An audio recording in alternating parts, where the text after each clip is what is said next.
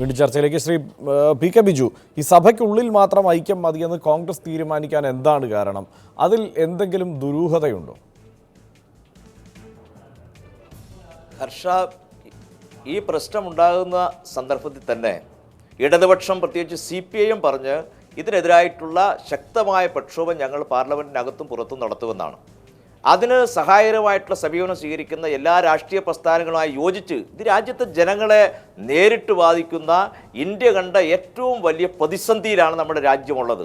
അതുകൊണ്ട് അതുമായി ബന്ധപ്പെട്ട് ഏത് രാഷ്ട്രീയ പ്രസ്ഥാനം, ഇപ്പം വെസ്റ്റ് ബംഗാളിൽ തൃണമൂലുമായി ഞങ്ങൾ വലിയ പോരാട്ടം നടത്തിക്കൊണ്ടിരിക്കുന്ന പ്രസ്ഥാനമാണ്.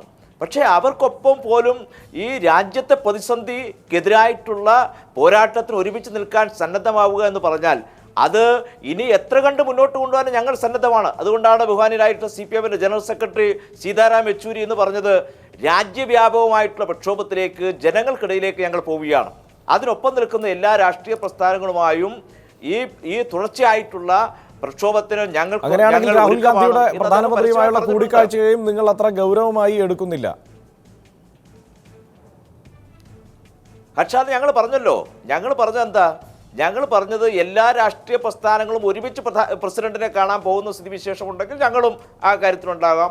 അല്ലെങ്കിൽ ഒന്നോ രണ്ടോ കക്ഷികളാണെങ്കിൽ അവർ കാണട്ടെ, അവരുടേതായിട്ടുള്ള ഒരു സമരം എന്ന നിലയിൽ മാത്രമേ ഞങ്ങൾ അതിനെ കാണുന്നുള്ളൂ. പക്ഷേ കോൺഗ്രസ് എന്ന ഒരു പ്രതിപക്ഷ നേതൃത്വ പാർട്ടി എന്ന നിലയിൽ അവർക്ക് എല്ലാവരും ഒരുമിച്ച് കൊണ്ടുപോകാനുള്ള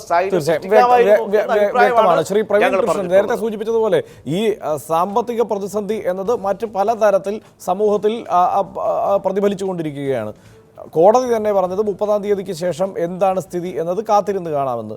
ഇന്നലെ ധനകാര്യ സെക്രട്ടറി ആ വിഷയം മാധ്യമപ്രവർത്തകർ ചൂണ്ടിക്കാണിച്ചപ്പോൾ അദ്ദേഹം നൽകിയ മറുപടിയും അത് സർക്കാർ എന്ത് പറയുമെന്നറിയില്ല, 30-ാം തീയതിക്ക് ശേഷം കാത്തിരുന്ന് കാണാം എന്നാണ്.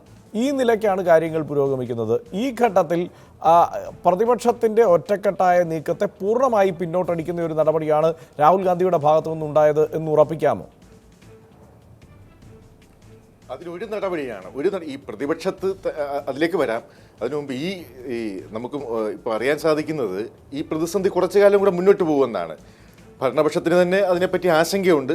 അത് പ്രധാനമന്ത്രി പ്രകടിപ്പിച്ചില്ലെങ്കിലും എൻ്റെ താഴെത്തട്ടുള്ള BJPയുടെ മന്ത്രിമാർക്കും ഒക്കെ തന്നെ ഇതിനെപ്പറ്റിയുള്ള അത്ര പെട്ടെന്ന് ഇത് അങ്ങോട്ട് പരിഹരിക്കപ്പെടുന്ന ഒരു കാര്യമായിട്ട് തോന്നുന്നില്ല. പക്ഷേ അതിനി വരാനിരിക്കുന്ന കാര്യം. അപ്പോൾ ഡിസംബർ 30-ന് ശേഷം നമുക്കതിനെപ്പറ്റി ചർച്ച ചെയ്തിട്ടേ കാര്യമുള്ളൂ.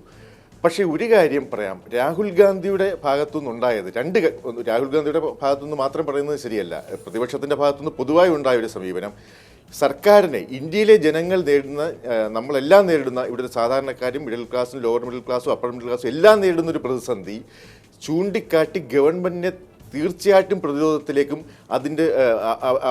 പ്രതിരോധത്തിലേക്ക് കൊണ്ടുവരേണ്ട ഒരു സാഹചര്യം, കൊണ്ടുവരാനുള്ള ഒരു അവസരം ഈ പാർലമെൻറ്റ് സമ്മേളനത്തിൽ പ്രതിപക്ഷം പാഴാക്കി. രോഗി ഇച്ഛിച്ചതും വൈദ്യൻ കൽപ്പിച്ചതും ഒരുപോലെ എന്ന് പറഞ്ഞ പോലെ ഇത്തരം ഒരു ചർച്ച സർക്കാരിന് താല്പര്യം ഉണ്ടായിരുന്നില്ല. പ്രതിപക്ഷം ആ കെണിയിലേക്ക് പോയി വീണു എന്ന് തന്നെ വേണം പറയാൻ. രാഹുൽ ഗാന്ധി ഇത്തരം ഒരു നടപടിയിലൂടെ ചെയ്തത് വളരെ ദുരൂഹമാണ്. എന്താണ് അദ്ദേഹം ഉദ്ദേശിക്കുന്നത് മനസ്സിലാകുന്നില്ല. പിന്നെ ഇതിൻ്റെ ടൈമിങ്ങിനെ പറ്റി പറഞ്ഞു. ഈ ഉച്ചയ്ക്ക് രാഷ്ട്രപതിയെ കണ്ടതിന് ശേഷം രാഹുൽ ഗാന്ധിക്ക് UPയിലെ കോൺഗ്രസ് നേതാക്കളെയും കൊണ്ട് പ്രധാനമന്ത്രിയെ പോയി കാണാമായിരുന്നു. രാഹുൽ ഗാന്ധി എപ്പോൾ ഉന്നതനായ ഒരു കോൺഗ്രസ് നേതാവ് ചോദിച്ചാൽ എപ്പോഴും പ്രധാനമന്ത്രി സമയം കൊടുക്കാതിരിക്കാൻ, പ്രധാനമന്ത്രി ആഗ്രഹിച്ചാൽ പോലും സമയം കൊടുക്കാതിരിക്കാൻ പറ്റില്ല.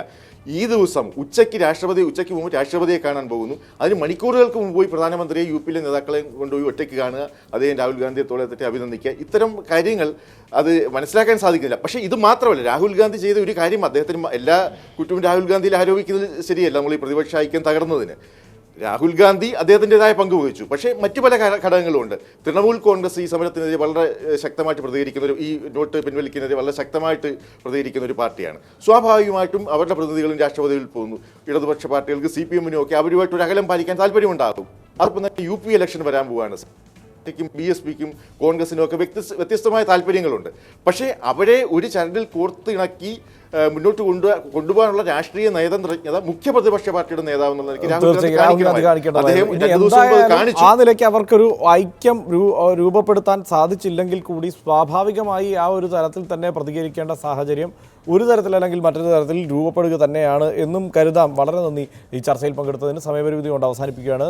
നന്ദി Shri P K Biju, Shrimati Shanimol Usman, Shri P K Krishnadas, Shri Praveen Krishnan ചർച്ചയിൽ പങ്കെടുത്തതിന്. ഇനി ധീം തരികിടന്നു.